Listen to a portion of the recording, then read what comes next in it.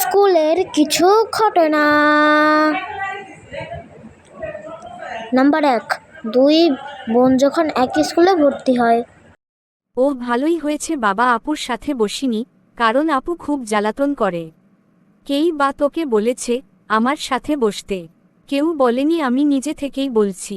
যত সব নাটক দেখে বাঁচি না। তোরও নাটক দেখে আমি বাঁচি না। নাম্বার 2, ক্লাসে যখন টিচার ছাড়া কেউ না আসে। ওর কি রিল্যাক্স লাগছে, স্টুডেন্ট আসেনি।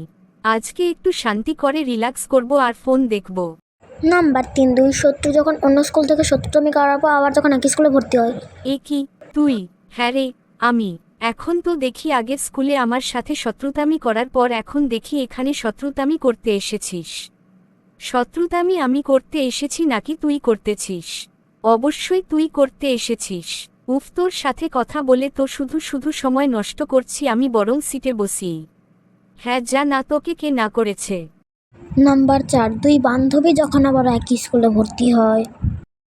বান্ধবী, জানিস আমার কি খুশি লাগছে যে আমরা আবারও একই স্কুলে ভর্তি হয়েছি। আমারও খুব খুশি লাগছে।